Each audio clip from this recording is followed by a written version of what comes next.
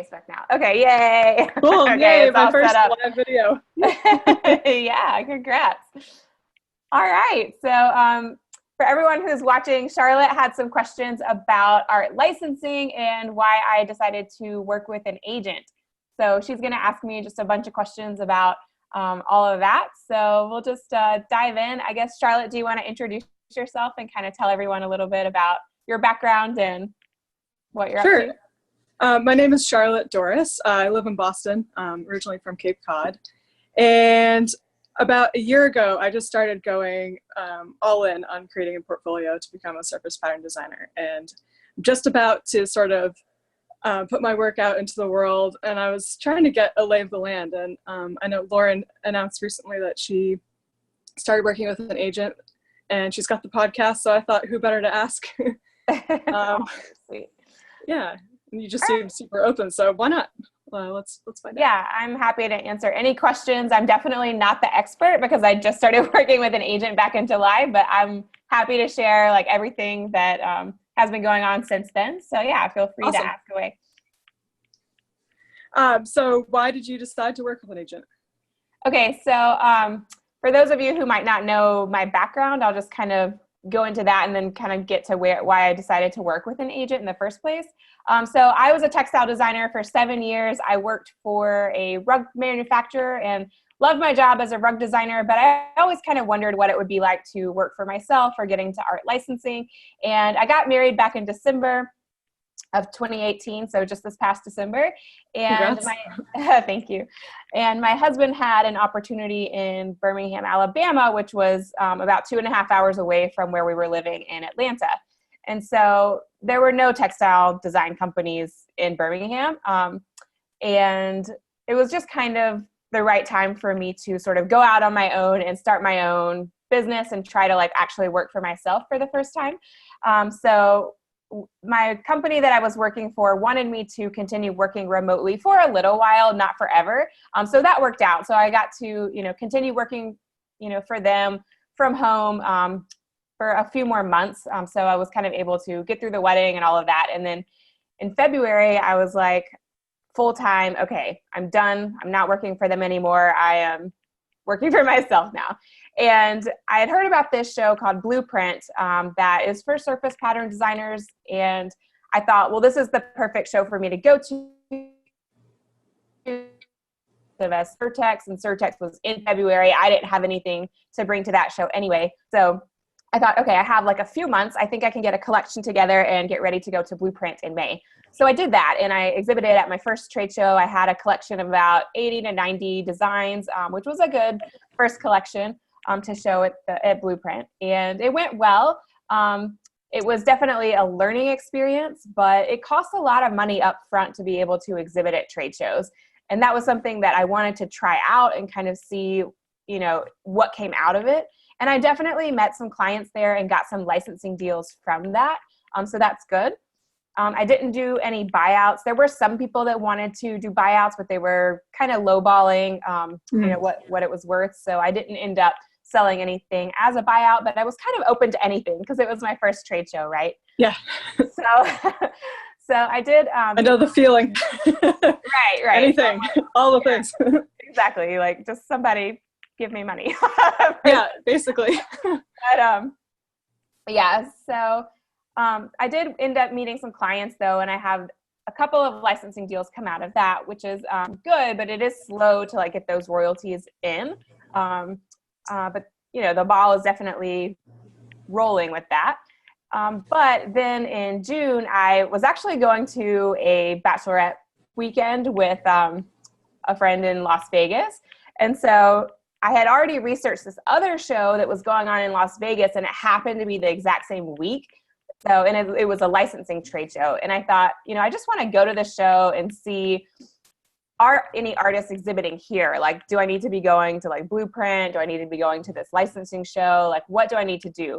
Yeah. So, I was already there. So I went to the show, and I did not see any artists exhibiting there. I think it's just way too expensive for artists, but I did see a lot of agencies there. And I had talked to some other artists on my podcast in the Design Tribe about working with agents, and some of them are all about working with an agent, and other artists are like, do not work with an agent. Like they're like against it. And so it's interesting to kind of see the different opinions. But I decided that based on how much work, kind of how much time and work and also upfront costs it was to go to the trade show, like even though I did get some licensing deals out of it, like it wasn't really enough for me to be like, okay, like I'm ready to spend another like $5,000 at Surtex in February. So, so honestly, I mean, it's just so hard. Like if you don't live in New York to go to these shows, or like in driving distance, at least for me, it's a flight, hotels, all of that. So, and plus the cost of the show. And so I decided to work with an agent because an agent already has all of these relationships. They already know all of the manufacturers, all of the buyers. And yes, they do take 50% of the deals they get, but they're also eating their own cooking, right? Like they only get paid if you get paid. And so I like that setup about working with an agent. So I met a few agents in this Las Vegas trade show. And there was one that stood out to me in particular just because they actually took the time to like really talk to me and look at my artwork. And the guy actually followed up with me the next week and called me, which like nobody does anymore. Yeah. And so for me, that was really big in terms of, oh, they really want to work with me. So that means it's a business, right? That means they think they can make money off of my artwork. And like I had my iPad, I showed them my stuff. They actually took the time to look at it. Most of the agents I talked to, a lot of them were super nice, but they were just busy and they were like, oh, go apply on our website and like, we'll look at it later. And so I was just kind of like, okay, like I get it, but I'm here. Like I have my iPad, like where you just like, look, and I can come back the last day where it's like slow, if you don't have time today. But they were just, I don't want to say they brushed me off, but they were just kind of like, go apply on our website, And I don't know, I think there's just some value in having that kind of like person-to-person relationship. And it's cool that like I met, the one agent that actually called me the next week. And so, yeah, I debated, like I definitely like talked to my cousin who's a lawyer. Like I was like, I don't really have a lawyer, so I'm just going to talk to my cousin. But he gave me some good advice and going through the contract and all of that kind of stuff. And so I definitely didn't just sign up right away. Like I negotiated some things and, but yeah, it worked out. And that was the agent that I ended up. That's so cool that you had the personal connection right away. That answers your question. Yeah, absolutely. Yeah. It was nice that it said a lot that they were willing to kind of, they were busy too. Like all of the agencies were busy. So it wasn't like they were the one that were super slow or something. And the agents did talk to me. Like, I don't want to say that the other agents were bad. It's just that they really went the extra mile to like, look at my artwork, get excited about it, and actually call me the next week. And like, that said a lot to me that they really wanted to work with me. So that's why I ended up going with them. That's super cool. And did you know like where they'd placed their work before or anything like that? Yeah, I looked at their booth and sorry, do you mean like who, like? Yeah, who had bought their designs basically. Yeah, so I asked them, what retailers and manufacturers that they worked with, and they were just like, all of them. So I'm like, okay. Great answer. Yeah, and so sometimes I think agencies are a little bit gun shy to like give you their client list, if you will. Yeah, sure. Because they don't, that's kind of, they have the relationship. That's their leverage, right? Is that they want to work with artists because they already have that relationship, and they don't want artists to just like take their list of clients and then, I don't know, go do their same job. But honestly, like it's a little bit silly, I think, because artists, if you're an artist who wants to work with an agent, it's typically because you want to focus on making art. It's not because it's not because you can't do it. Anyone can go look at the back of a card and say like, oh, this is the company that licensed so-and-so's artwork. Like I'm going to email them with some of my stuff. So, anyone can go through that and kind of figure out who to email and try to work with, but it just takes a lot of time. Like the agent definitely earns their share, in my opinion. And it's not that I couldn't do it. It's just that I didn't want to keep exhibiting at trade shows because it was such an upfront cost. And like, I don't have some VC firm, giving me a bunch of investment capital to like do my startup. I mean, with obviously with other things that makes more sense. But yeah, I mean, it's hard to get into this business because you don't necessarily have a lot of capital to work with up front to go to trade shows and things like that. So I think working with an agent is a good way to get started because it doesn't really cost you anything, and they're already going to the shows. So they're already making the investment on your behalf. I attended Blueprint this year as sort of a fly on the wall to just ask people how they got into it and just to sort of get a lay of the land. And people were so kind and like really welcoming. And there were a few agents there that had some of their artists like sitting at the table with them with their books in front of it. I thought that was such a interesting way to go. I don't know. Let's see. What else did I want to ask you? How much of your work does the agent have in their collection? Have you held things back? Right. That's a good question. So, so yeah, it can be a little bit of a management issue. So you just have to be really organized. I use Airtable to kind of keep track of all this stuff. What I did is basically I had my notes from Blueprint, and if a client showed interest in any artwork, I followed up with them, and then, they would either say, oh, we're not interested anymore, or, oh, like, okay, yes, we're going to move forward with like these 3 pieces or these 5 pieces. So I would hold those because I went to Blueprint. I made that investment. This is my client that I met, so I should get like 100% of that deal if it goes through, right? And so I held anything that my clients were interested in. Anything else, I just gave to my agent right away to work with. And so I got some, and then one of my clients like wanted me to add on to, they chose some things from Blueprint, but they wanted to see some more and like develop a full collection. So then I just continued to develop work that was specifically for them. The things that they chose, they kept. I did not give those to my agent. So for those of you who are watching, basically what she's asking, and we kind of emailed about this a little bit, but my agent only represents the work that I give them. So they don't own everything that I create, which can be kind of confusing. Like when you work for a company, sometimes they'll make you sign something that it's like, anything you create is ours. It's not like that with the agent I work with. It's like, they're like, hey, we represent anything you give us, but if you want to work with a client on your own, like you have to keep that separate.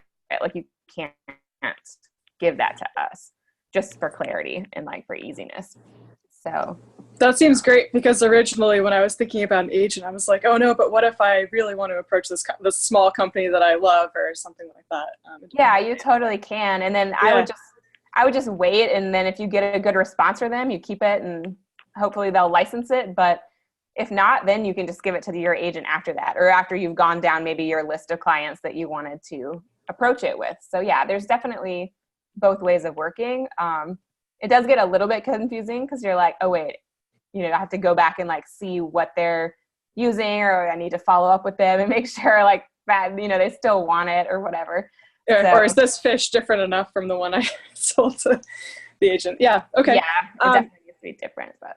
Mm-hmm. Do you tend to work in collections? I try to. Yeah, I definitely try to work in collections. For me, it's just easier to sell it as a group. And a lot of times the client wants to, for example, I did a fabric collection with a fabric company, and they wanted to set it up on their website as a full collection so that people could, maybe buy 2 or 3 things that all work together. Right. So yeah, I try to work in collections. It doesn't always work out because sometimes people just want one thing. So, and I recently did an autumnal collection where actually my agent was like, we don't really think we can use these illustrations that you did, but we'll take the patterns. So it's kind of like, oh, okay, that's interesting.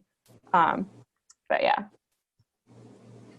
That is interesting. Okay. Sorry, I'm like processing and then trying to think of my next question. Let's see. So really, when you picked your agent, it was more just on a personal connection. Did you do a lot of research beforehand to sort of? Well, I think from being at the trade show, it gave me a really good idea of kind of who the big dogs were. Like there was one agent that had like this enormous booth, and like I know an artist that works with them, and it's like they had won awards, like they were, I mean, I don't know, like I don't know what the right answer is for everyone. I saw her stuff there, but it seemed like it kind of got lost in the mix because they were representing so many artists. Yes. But that could be true of all of them. I mean, there was one agency that was like very online focused, and it was like all of their clients could mine everything on their website. And so it was almost like they had less of a personal touch with them and their client. Like, so there were just different ways of working. But yeah, I think that the impression I got from my agent is really kind of what sealed the deal. The fact that he followed up and called me afterwards, the fact that they were so excited to work with me made me feel like, okay, maybe I'm filling in a missing style or a missing gap in their, group of artists that they represent, which is why, it would be maybe good for both of us. But it could go the other way. Like my stuff is actually very different from the artists that they typically represent. My stuff is like kind of modern, like kind of trendy, kind of weird sometimes. And a lot of the artists they represent do like really like cutesy, like wall art kind of things. And it's really cute, but it's more, I don't know, it's just a little bit of a different style. It's more like Joanna Gaines style, I would say, whereas that's not my style at all. I'm like Urban Outfitters if I had to like pick something.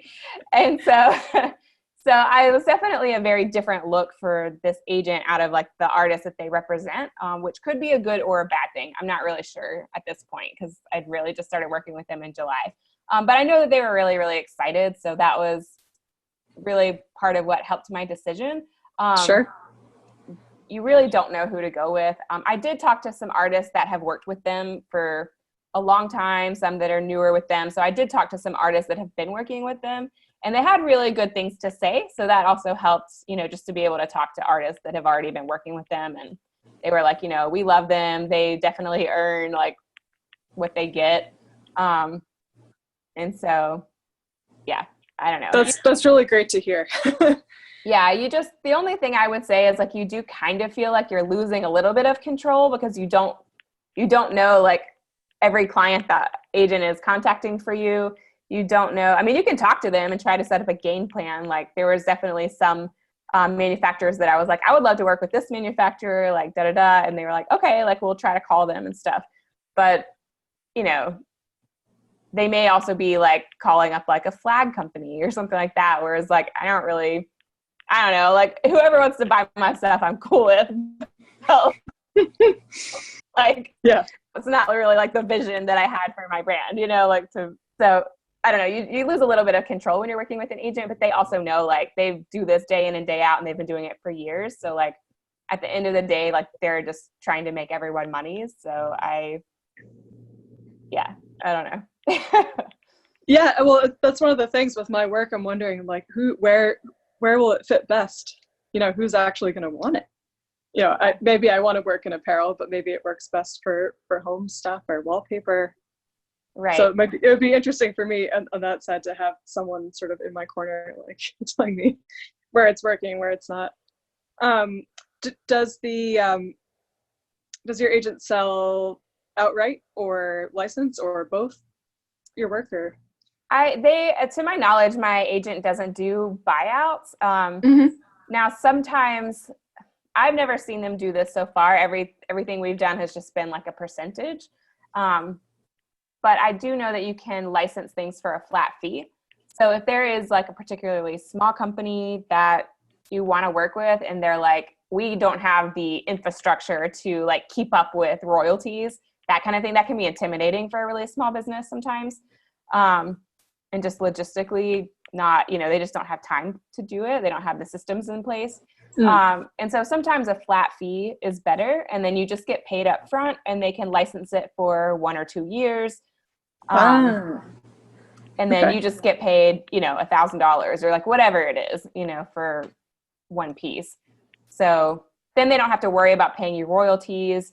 If it blows up and is like a bestseller, you might be missing out a little bit. But if it like flops and doesn't sell very well, then like you got probably more than you should have. So it really just depends on, licensing is crazy. There's like so many different ways you can work. And everything is kind of negotiable. So Yeah, which Yeah. is great and also terrifying. Right. Okay. Let's see. Has your agent directed you in any way, like given you commissions for anything? They don't really give commissions. Okay, when you say commission, I think of like one thing that you do for one client. Is that Yeah. like, they haven't really done that. I do know they do a lot of wall art, and I have thus far not really been involved in the wall art stuff. And I think they actually produce it themselves, which is why they're like kind of heavy on the wall art. Oh, okay. And I think sometimes they did mention that they will give artists like maybe like a trend guide or like a brief, hey, like we see like cows are trending or like whatever it is, we see a cactus or house plants or whatever it is. Like, can you do some things in your style in that genre or whatever? So I think they sometimes do that for the wall art, but so far they haven't really done anything like that for me, for a particular client. Now, when I worked in my old job with the manufacturer, we would get briefs from like Target and Bed Bath & Beyond and like whoever, and they would show us like their forecast or their trend or what they were kind of planning for the next season, so we could work on stuff for that, and then they could just pick it if they ended up liking it. But I have not done that with my agents so far. Okay. It would be good to do though. Yeah, it seems like when I've been looking at some agencies for websites, that's some of the things that they'll say is like, oh, we can get anything for you if you want it. We'll get one of our artists to make it, kind of thing. Yeah, that would be very valuable if an agent is willing to provide that for you and you're not too locked into one particular thing. Yeah, I think that would be really valuable if the agent provided that, for sure. Let's see. We've covered a lot of the things I wanted to ask, but I'm just making sure. Let's see.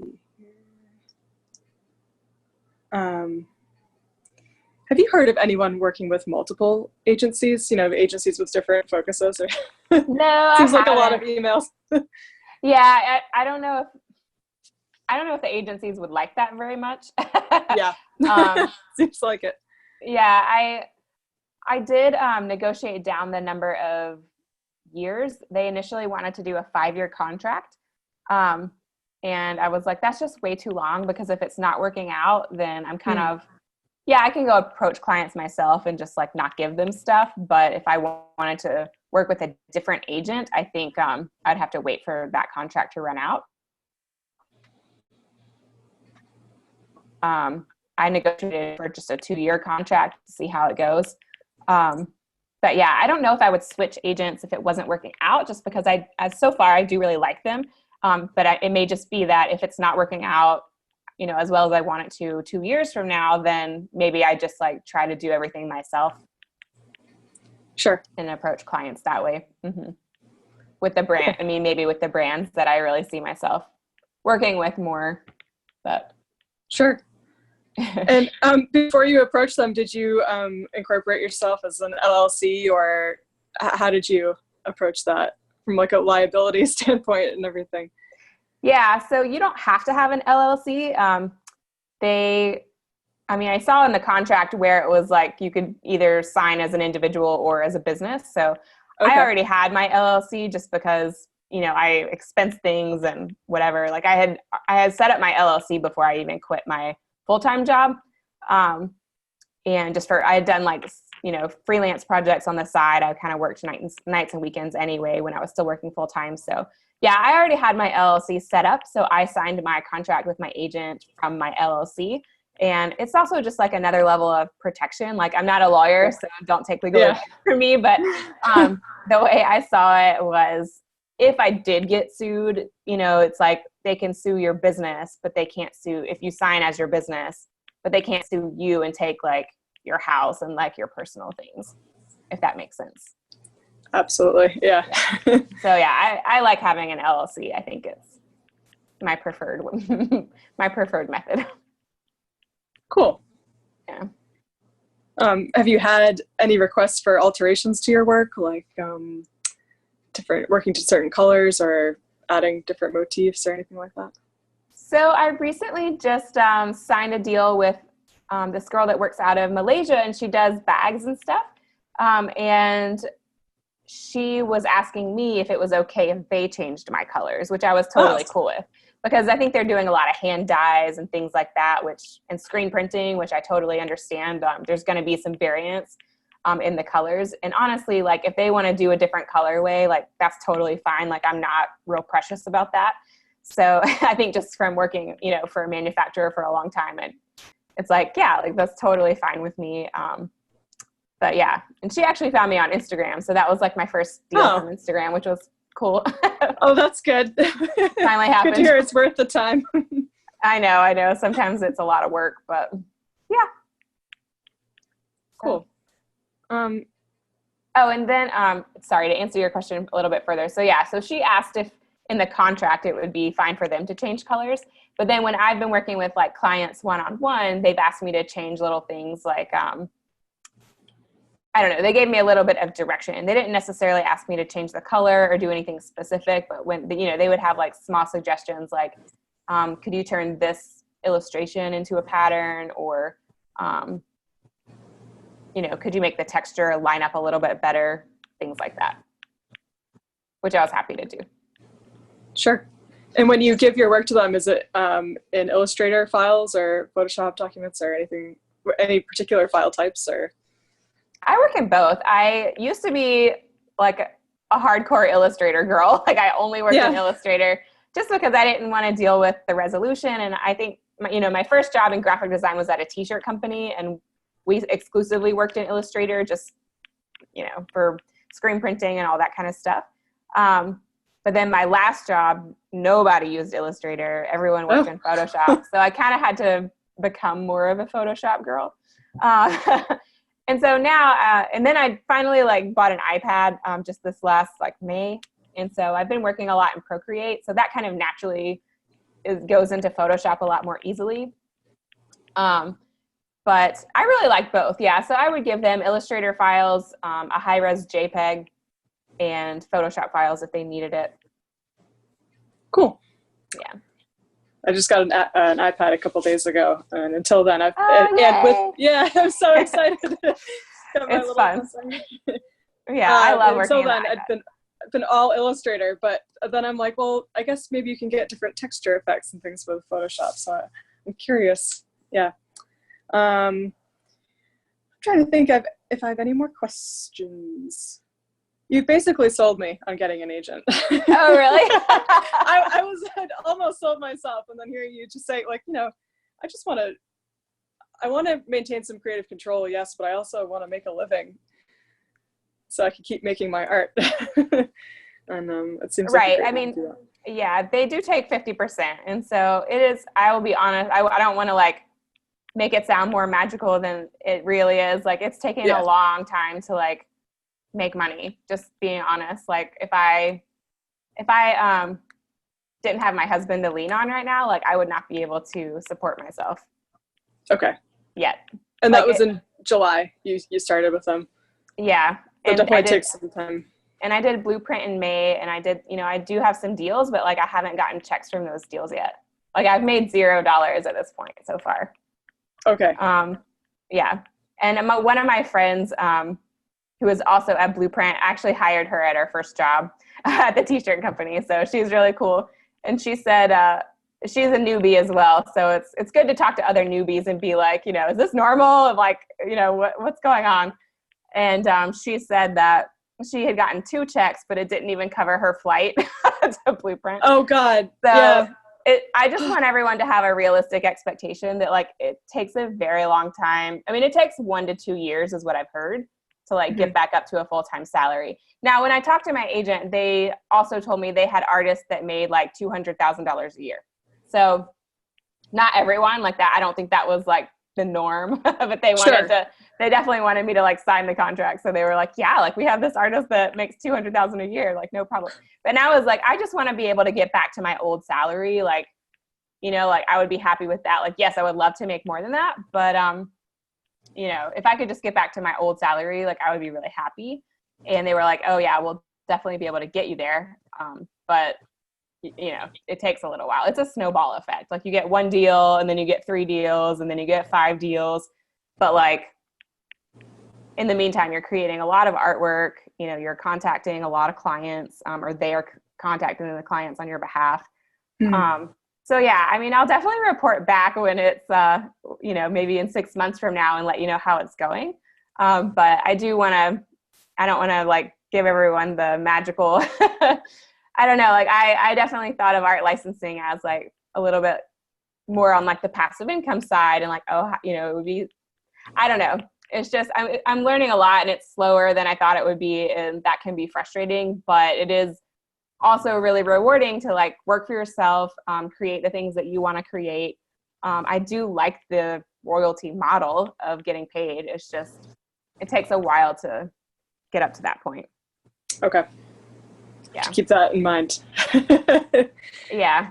And honestly, I was afraid to make any art for myself while I was still working my full-time job. Now I would do freelance projects and things like that. So that was obviously like a specific thing for a specific client, but I was afraid to like make patterns for myself because I didn't want any confusion along the lines of, did it belong to them or to me? Was it on my personal time or whatever, especially when I was working from home.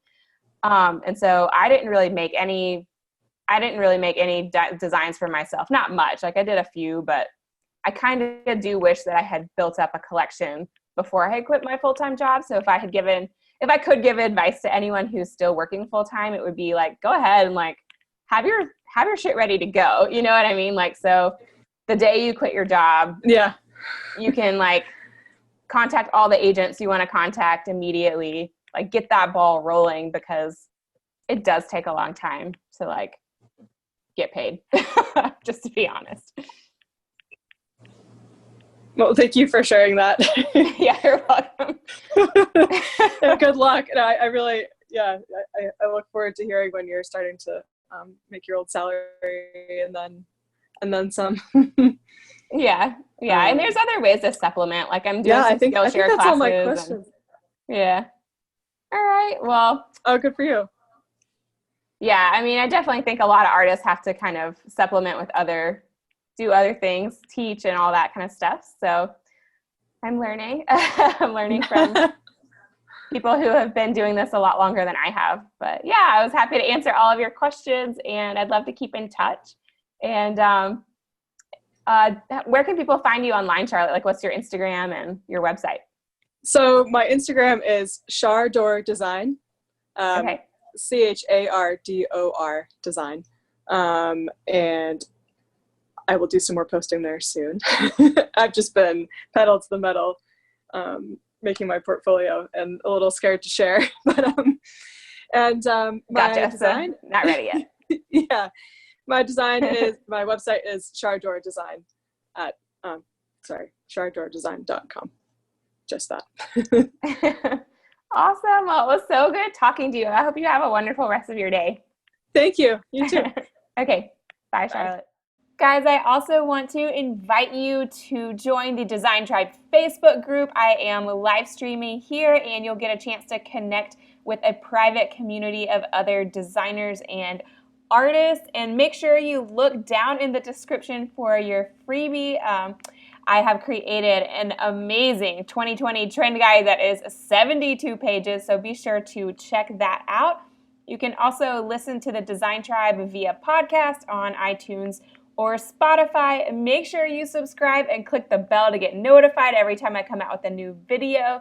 I am on Instagram at Lauren Lesley Studio. If you're not following me there, go check it out. Guys, thanks so much for watching. I'll see you in the next episode.